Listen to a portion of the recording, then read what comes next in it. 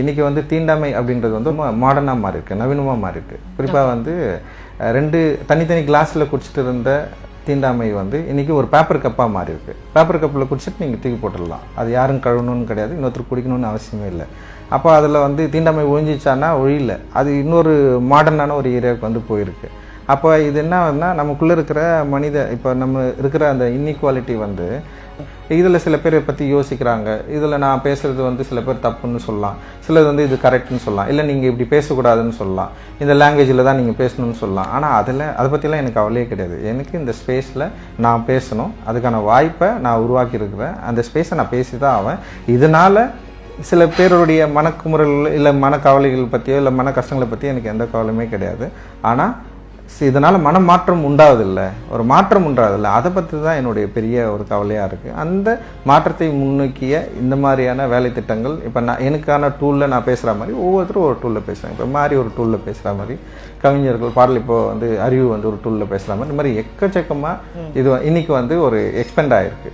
இது வந்து நெக்ஸ்ட் லெவலில் இன்னும் எக்ஸ்பெண்ட் ஆகி மக்கள் தங்களுக்குள்ள இருக்கிற இந்த முரண்களை சரி பண்ணுவதற்கு வெறுமனே வந்து கல்வி மட்டும் இல்லாமல் பகுத்தறிவோடைய ஒரு சமூக கல்வியை கற்றுக்கிறப்போ டெஃபினட்டாக இந்த சேஞ்ச் கிரியேட் ஆகும் நம்புகிறோம். இது நம்ம ஸ்டார்ட் பண்ணல, நிறைய பேர் ஸ்டார்ட் பண்ணுது. புத்தர்லேருந்து ஆரம்பிக்குது. இது கிட்டத்தட்ட 2000 ஆண்டுகளுக்கு முன்னாடி புத்தர் ஆரம்பித்த அந்த வேலை இன்னைக்கு வரைக்கும் தொடர்ந்துட்டு இருக்கு. அது வந்து இன்னும் தொடரக்கூடாதுன்னு தான் நம்மளுடைய விருப்பம், எல்லாருடைய விருப்பமே.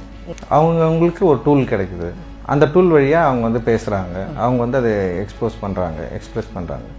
இப்போது இது அடுத்த ஜென்ரேஷனுக்கு வந்து இப்போ ஒரு மாடர்னான இப்போ இருக்கிற ஒரு டிஜிட்டல் யுகத்துக்கு வந்து நம்ம சேர்ந்துருக்குறோம். இப்போ நான் ஒரு கருத்தின் அடிப்படையில் செயல்படுறேன். அப்படி இருக்கிறப்போ வந்து இதுக்கப்புறம் பின்னாடி வரப்போ மாரி செல்வராஜோடைய கருத்தும் ஒன்று சேர்றப்போ தான் நம்ம ஒன்று சேர்றோம். சினிமா தான் எங்களை ஒன்று சேர்த்ததுன்னு கூட சொல்லலாம். சினிமா ப்ளஸ் வந்து என்ன திரையில் நம்ம என்ன கருத்து சொல்ல போகிறோம், இதுதான் வந்து 2 பேருக்குமான உறவு அப்படின்னு நான் நினைக்கிறேன். இதிலிருந்து தான் எல்லா அன்பும் எல்லாமே வந்து உருவாகுது. இதுதான் வந்து எல்லாத்தையும் வந்து தீர்மானிக்குது அப்படின்னு நான் நினைக்கிறேன், தீர்மானிச்சதுன்னு நினைக்கிறேன். நான் வந்து எப்படின்னா ஆக்டர்ஸை நான் முதல்ல தேர்ந்தெடுக்கிறப்பவே சரியான ஆக்டர்ஸை தேர்ந்தெடுக்கணும்னு நான் நினைப்பேன். நான் அது யாராக இருந்தாலும் வந்து இப்போ வந்து நான் வந்து நடிப்பு சொல்லி கொடுக்கக்கூடாதுன்னு நான் ரொம்ப கவனமாக இருக்கிறேன். ஏன் சினிமாவுக்கு நம்ம வந்து என்ன வேணால் கற்றுக்கலாம். சினிமாவை நம்ம வந்து ஸ்கூலுக்கு போகிற மாதிரி தான். ஒரு ஸ்கூலுக்கு போய் அந்த ஸ்கூலோட அட்மாஸ்பியருக்கு நம்ம செட் ஆகும். போகும்போது நம்ம நார்மலாக தான் போவோம். போனதுக்கப்புறம் நம்ம அந்த ஸ்கூலோட விதிகளுக்கு உட்பட்டு வேற ஒரு மாணவனாகிறதுக்கு வாய்ப்பு இருக்கு. அப்படிதான் நான் சினிமாவோட கனெக்ட் ஆகி இருக்கிறதுக்கு, சினிமாவை தொடர்ந்து பார்ப்பதற்கு, சினிமா மேல ஆர்வத்தை வருவதற்கு வந்து எனக்கு வந்து விஜய் சார், ரஜினி சார் இவங்களோட படங்கள் தான். அப்போ அதை பார்த்து தான் நீங்க கனவு காண முடியும், அதை பத்தி யோசிக்க முடியும், அதை தேடி போக முடியும்.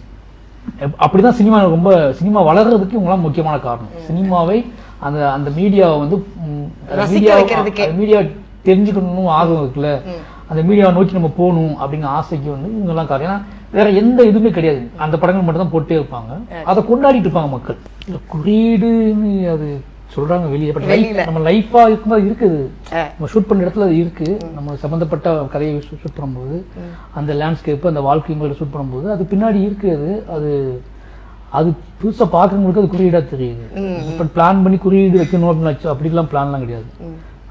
நம்ம உருவாக்கிக்கிட்டு இருக்க கதை அது எந்த லேண்ட்ஸ்கேப்ல நடக்குது, எந்த மக்களுக்கு நடக்குது, அது அவங்க வாழ்க்கையோட என்னெல்லாம் பின்னி பிணைஞ்சு கிடக்குது, அதை தான் நம்ம மையப்படுத்துறோம், அதை தான் நம்ம விஷுவல் பண்றோம். அது வந்து மற்றவங்களுக்கு அது குறியீடா அது பெரிய விஷயமா தெரியும் போது ரொம்ப ஆச்சரியமா தான் இருக்கு.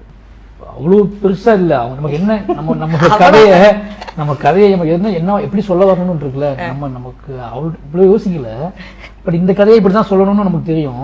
அது மற்றவங்களுக்கு எல்லாமே அதிர்ச்சியாகவும் புதுசாக தான் ஒன்றும் செய்ய முடியாது. நமக்கு நம்ம எப்படி ப்ரெசென்ட் பண்ணணும், இதை எப்படி போய் சேர்க்கணும், இது எப்படி சொன்னா நல்லா இருக்கும் அப்படின்னு நமக்கு அந்த பாட்டு எழுதும் போது, அந்த பாட்டை ஷூட் பண்ணும்போது, அல்லது அந்த பாட்டுக்கான காரணம், இதெல்லாம் தான் ஃபிக்ஸ் பண்ண போகுது. திட்டமிட்டு பண்றது இல்லை.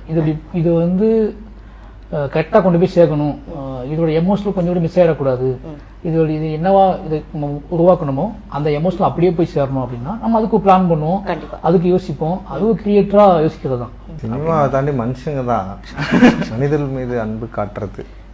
ஏன்னா இங்கே இன்னைக்கு வந்து என்ன சொல்றது, அதை அண்டர்ஸ்டாண்ட் பண்ணுறது தான் இன்னைக்கு ஒரு பெரிய சிக்கலாகவே இருக்கு.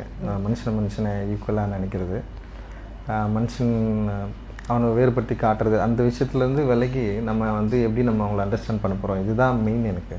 ஆனால் வந்து ஜாலியாக இருக்கிறதுனா வந்து இப்போது அது எப்பவுமே நார்மலாக இருக்கிறது தான் ஜாலியாக. நான் வந்து அசிஸ்டன்ட் டைரக்டராக இருக்கிறப்போ நான் ஒவ்வொரு ஆஃபீஸும் போய் நிற்கிறப்போ ஆஃபீஸ் உள்ளே போகாமல் வெளியே நின்று நான் வந்திருக்கிறேன். டைரெக்டாக பார்க்க முடியாது, ஓகேவா? ஆனால் ஆஃபீஸில் உட்காருறது அப்படின்றது வந்து ஒரு சேலஞ்சு தான் அது.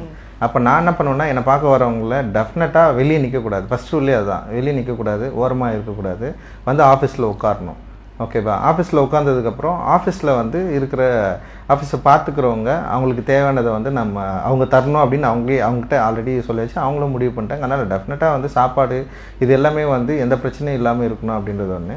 இன்னொன்று வந்து என்னென்னா, அவங்க வேலை கேட்க தானே வராங்க, வேற எதுவும் கேட்க வரல. அதனால் வேலை கேட்க வரவங்களுக்கான கரெக்டான ஒரு தேவையை நம்ம அந்த ட்ரீட்மெண்ட் பண்ணி நம்ம அனுப்பணும் அப்படின்னு நம்ம நினைக்கிறோம்.